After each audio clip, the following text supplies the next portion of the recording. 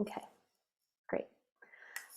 Sorry, everybody. I did not record from the beginning, so you're going to get a part of this lecture. We're talking about where dating can go wrong, and really where it's like we either become so focused on wanting to please the other person, or we're so consumed we're not paying attention to the other person, for whatever reason. Maybe we're trying to impress them, we're trying to sell ourselves. Um, and then the other thing that can happen is this, what I was saying, overspending. So we go on dates and we don't stay present. We don't stay conscious. We don't stay connected to ourselves. So after the date, we end up feeling depleted. And over time, we're like, oh, I can't be bothered to like get back on the app. So I can't be bothered to go on another date. It's so exhausting because somewhere in the process, we lose touch with ourselves and we lose touch with what's resonant. We're doing things that aren't actually feeling good. And so I want to talk about how we can create dates that actually address some of that rather than just going on in a like, I've got to endure this, I've got to like put my time in. That's not the kind of research I'm talking about. I'm not like, oh, it's some grueling effort that you just have to do. In fact, coming back again to the mindfulness component, being able to stay present with yourself on a date is so key to that, so that you can actually tune in and feel like, oh, how am I affected by this person? How do I feel when I'm with them? What do I notice about them? So it becomes again like this meditation, and that we're present with something. So there's some ways to do this. Basically, I would say the practice of how do you stay conscious, present from the beginning of a date, even the setting up of the date, through the beginning, the middle, and all the way through the end of the date. Rather than, I talk about this in our desire class, some of you are in, is that we can often think like, oh my gosh, I'm going to have something. And then when we go to have it, we go unconscious. Like, I'm going to get this cookie. I can't wait to get home and eat this cookie. And then we get home and we're like, and they're like, was I even present for eating that cookie? I think I need another one, because it's like, oh, but how do we stay present when things they're charged? Like, wow, there's sensation. It's intimate. It's vulnerable. Meeting someone for the first time or the second time or the third time. So what can we do to actually stay connected to ourselves and actually discover who someone is? The first thing I would say is setting your intention. And this is part, even when I was saying like these post-it notes, things like this, is how to reflect on what are we going on this date for? What are we dating for? Both knowing the research we're doing and then maybe the broader desires. So staying connected to that. Like, and each time you go on a date, it's like, yeah, why am I doing this? Like, what is it? What is this for? So that you're connected to your intention. The Buddha said, everything rests on the tip of intention. And so being aware of that for yourself. What do you really want from it? What do you really want to know about the other person? How is it that you're aiming to feel? And not clinging to that stuff, but having an awareness of it so that your attention is directed. We spend a lot of times with dates like choosing the location, what are we going to wear, all this kind of stuff, but actually tuning into the underlying intention sets so much. And then from that, setting a container. So just like with this class, well, this class has a container. We meet for 90 minutes. Sometimes we go a few minutes over, but 90 minutes once a week. There's a container where we introduce and then do check-ins, and then I do a lecture. So we have a container, confidentiality. And containers allow us both to focus our intention and also give us a space to relax inside of. Like, we're not in this class being like, is Justine going to talk until 11 p.m.? Like, how long are we here for? Is this going on 8 weeks or what? And so we have a container so we can relax inside of it. So to think of what are the kind of containers you're setting up when you're going on dates, right? Like, so for instance, the first thing I would say is to think of like the time of a date. What am I actually going to be able to stay present for? So in the beginning, often I suggest people go on short dates. And if you're just getting back in dating, and in fact, I used to go on dates after a period of being in a relationship, breaking up and trying to get back in, that were 30 minutes. And it could seem so like, what? Like, how someone have a chance to drop in? But for me, I knew that's what I could do. That's what I could stay present for without feeling like I'd start to feel trapped or start to feel like I'd start trying to please the other person and losing connection with myself. I just had a self honesty about my own capacity. And so it's not about like a set program for how long your date should be, but there's a self honesty for like, how long could I stay present? What would actually feel good? And not falling into a formula of like, oh, a date always has to be like a dinner or like this big long thing, or it has to look a certain way. Like, what's going to help me stay conscious? So you could reflect on that for yourself. Like, what kind of date would actually, how could I set myself up well? You know, do I end up doing things where like, do I end up going out and drinking and then like, I kind of get a little bit blurry? Or like maybe you don't, maybe it helps you feel more connected and alive, you know, but whatever it is for you, how can I set the container of a date so it supports me in my exploration? You know, and in that, I also say, end before you're full. It's actually a principle I apply to sex and many other things in life, because we can think like, I'm just going to go and I'm going to sort of stay until, you know, often it's like, wow, like I'm cooked, or like I can't listen anymore, or it was so good, but like it takes a while to recover from it.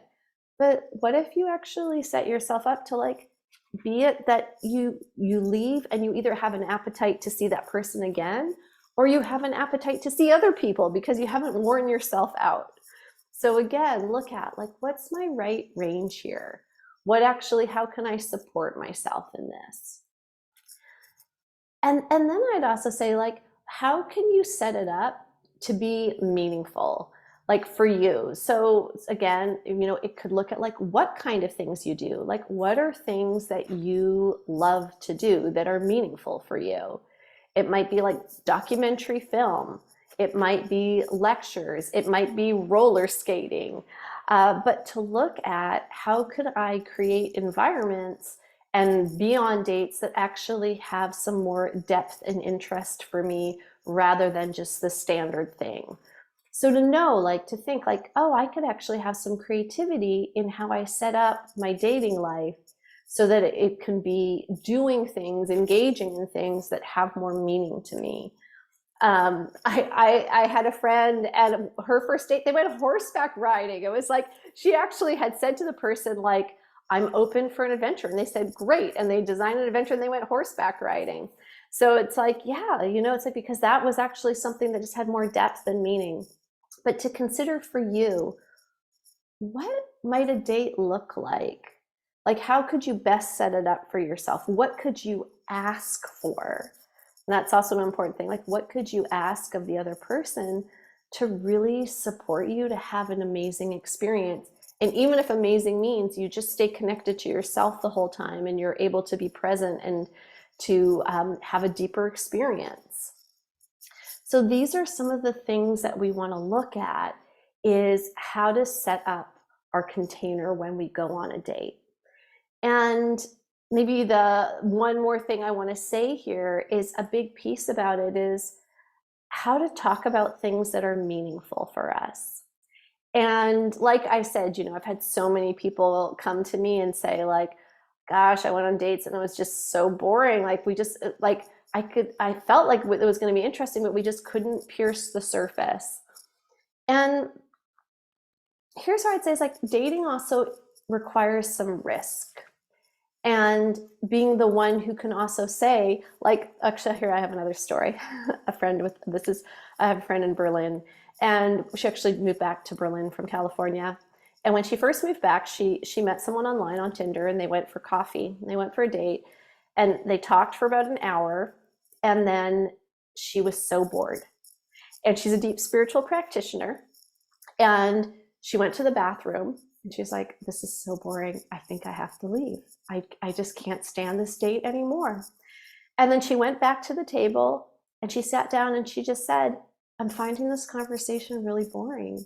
I'm actually just not really that interested in it. And there's other things I'd rather talk about. And her date said, you know what? I've just been so nervous. I just haven't known what to do, but I'm actually really interested in you. You know, like, would you be willing to stay another half an hour and talk some more? I think they've been together 2 years now. So it was like, but it was her willingness to not just go back and be like, hey, I gotta go. Actually, I forgot I have a meeting. No, she went back and she said, I'm feeling really bored with this conversation. She has a way of being able to be really direct, right? Clearly, this is not for everybody. But it might be to say like, hey, I feel like we're not quite getting to the deeper things, or I'd love to talk about this. You know, something that's been really on my heart or I'm really passionate about. And one of the things, like, if you're in this class, I'm guessing you want more of that. So what would it look like to be the person who can bring it? Most often I find that people are relieved. Because like I was saying, like, you know, intimacy is our birthright. Most people do want more intimacy and more depth. And A, are nervous. Haven't we all been there? B, like, don't necessarily, like, there's so much social convention.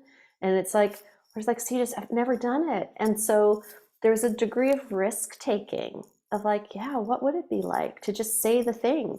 This is the beauty of dating as research. Give it a whirl. Try it out, especially if it's a first or second date. There's not a lot to lose. You know, you get to discover something about the other person when you start being more real. So, you know, again, this is going to come back to what kind of container do you want to create? What are you dating for? You know, what is an experience you want to have? Like, so for instance, if you're dating for sexual partners, it can be really helpful to be really overt about what you're looking for, to not be like dancing around pretending you're looking for romance. It's like, if you're looking for a sexual partner, be upfront. There's the beauty now, there's tons of apps, you can just do that, you know? And it's like, or if you're looking for marriage, actually, I was thinking of another client I worked with, and early on in our conversations, we were talking about her dating life. And I said, you know, it seems like you think that you need to kind of trick a man into a relationship. Like, and it actually became apparent. She's like, yeah, I have a deep belief that no man actually wants a relationship. So that in some ways you have to seduce a man into one. You can't just be overt about wanting a relationship. You have to trick them. And it was so fascinating as we unpacked that. And actually, I believe this is a belief a lot of people have, is like the way to get someone into a relationship, like you have to somehow trick or seduce them. And I actually imagine that there's probably even a lot of educational courses out there about, you know, it's like how to get the guy or how to get the woman. And it's like, oh, well, what if actually you were just more honest about what you wanted? And then someone can decide of their own volition. I mean, this is actually consent, right? What they wanted. And what if that were possible, rather than there needs to be some way who we just are and what we want is not okay, right? That's the underlying kind of idea there. So I want to say to each of you, like, what if who you are and what you want is right? And there's someone else that wants that. And then you actually approach dating from there. Not that you have to put work in to convince someone or seduce someone or trick someone, but in fact, you can come forward from the beginning. And then that's an incredibly powerful place to start. And I would say really the best relationships that I've seen. So I hope some of these ideas just start percolating for you of like, oh, when you actually get out dating, you know, first, how do you create some containers for yourself? How do you create your intention? How do you engage in some of these first dates in a way that are more meaningful, in a way that you can actually take some risks that are more true for you? And then, yeah, like I said, this means that you're going to be some of the risk takers. You're going to be some of the people that do that. and then actually have the opportunity to create the thing that you want. So I'm going to pause the recording.